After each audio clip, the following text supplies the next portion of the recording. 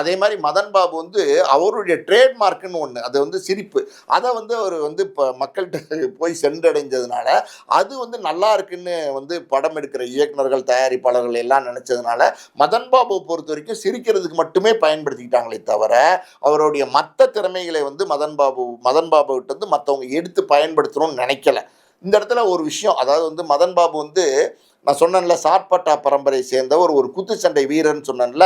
அவர் ஒரு தடவை இந்த சார்பட்டா பரம்பரைன்னு ஒரு படம் வந்துச்சுல்ல ரஞ்சித் இயக்கத்துல. அந்த படம் வந்ததுக்கப்புறம் அந்த இயக்குனர் ரஞ்சித்தை சந்திக்கிறதுக்கு ஒரு சந்தர்ப்பம் அவருக்கு கிடைச்சிருக்கு. அப்ப ரஞ்சித்திட்ட மதன் பாபு சொல்லியிருக்காரு, சார் நானே வந்து ஒரு சார்பட்டா பரம்பரையிலேருந்து வந்த ஒரு குத்துச்சண்டை வீரன் தெரியுமா உங்களுக்குன்னு கேட்டுக்காரு. அப்ப ரஞ்சித் சொல்லியிருக்காரு, சார் இதை முதல்லே சொல்லியிருந்தீங்கன்னா உங்களுக்கு ஒரு நல்ல கேரக்டர் கொடுத்துருப்பேனே சார், அருமையா அந்த படத்துல பயன்படுத்தியிருப்பேனே சார் அப்படின்னு சொல்லியிருக்காரு. என்ன சொல்றது, சில பேருக்கு சில வாய்ப்புகள் வந்து அமையாமே போயிடும். அப்படிதான் வந்து ஒரு அன்லக்கி பர்சனா வந்து சில வாய்ப்புகள் வந்து மதன் பாபுக்கு கிடைக்காம போயிருச்சு.